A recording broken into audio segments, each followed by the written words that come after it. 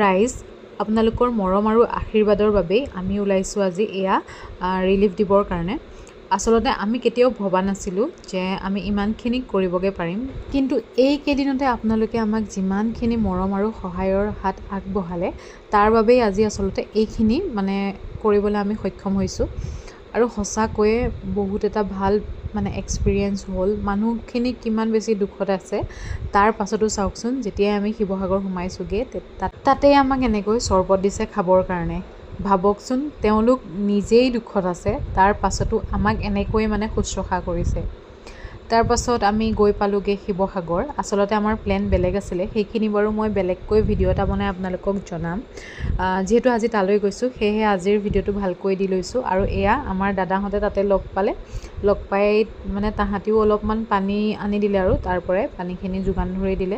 যিহেতু আমি অলপ ভিতৰুৱা ঠাইলৈ যাম বুলি ভাবিছোঁ, সেয়েহে আৰু তাহাঁতিও অলপমান হেল্প কৰি দিলে আমাক, যিহেতু আমি চিনি নাপাওঁ ঠাইবোৰ ক'ত কেনেকৈ কি হৈছে।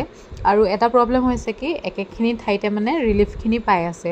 যিখিনি মানুহ মুখতে আছে সেইখিনি ঠাইত আচলতে ৰিলিফখিনি বেছিকৈ পাইছে, আৰু ভিতৰুৱা কিছুমান ঠাই থাকি গৈছে ৰিলিফ পাবৰ বাবে।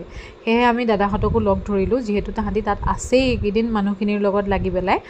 তাহাঁতক সুধিলোঁ আৰু ক'ত দিলে, কেনেকৈ কি কৰিলে ভাল হ'ব। সেয়েহে তাহাঁতি আমাক অকণমান গাইড কৰি দিলে আৰু এয়া আমি গৈ পালোঁগৈ গাঁওখন।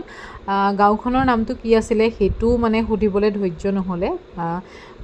পানী দেখিয়ে আমি আচৰিত, ইমানখিনি পানীত ইমান কষ্টত মানুহ কেনেকৈ আছে। আৰু এই যে আগৰ মানুহকেইজন গৈ থকা দেখিছে, তেওঁলোক আহিছে মৰিগাঁৱৰ পৰা। ভাবকচোন, মানুহ ফুৰিবলৈ আহিবলৈকে অকণমান প্ৰব্লেম পায়, কিন্তু এই সময়ছোৱাত মানুহে মানুহক কেনেকৈ সহায় কৰিছে। ৰাইজ লাইফত ফাৰ্ষ্ট টাইম এনেকুৱা কাকো নকৰক আৰু দেই ভগৱানে।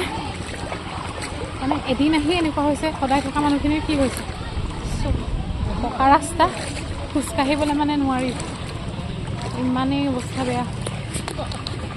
যিহেতু গাড়ীখনত বহুত বেছি বস্তু আছিলে, লগতে আমি যদি মানুহখিনি গাড়ীখনত উঠি দিওঁ তেতিয়া কি হ'ব, গাড়ীখন চলাবলৈ অকণমান অসুবিধা হ'ব। সেয়ে আমি এনেকৈ নামি দিলোঁ। আৰু বিশ্বাস কৰক ৰাইজ, পকা ৰাস্তা ভৰি একদম অৱস্থা বেয়া হৈ গৈছে, গোটেই ৰাস্তা ভাগি গৈছে। ৰাস্তাটো চাগে কি হৈছে, পানী শুকোৱাৰ পাছতহে ঠিক। ৰাস্তাতকৈও বেছি মানুহৰ ঘৰবোৰ দেখি ইমান বেছি বেয়া লাগিছে, মই কি ক'ম। মানুহখিনি কেনেকৈ আছে সেইটো ভাবিয়ে আচৰিত লাগিছে।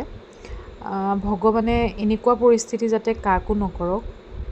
এনেইতো এনেকৈ মানুহে কেতিয়াও হাত নাপাতে, আৰু কি ক'ম আৰু ক'বলৈ ভাষা নাই।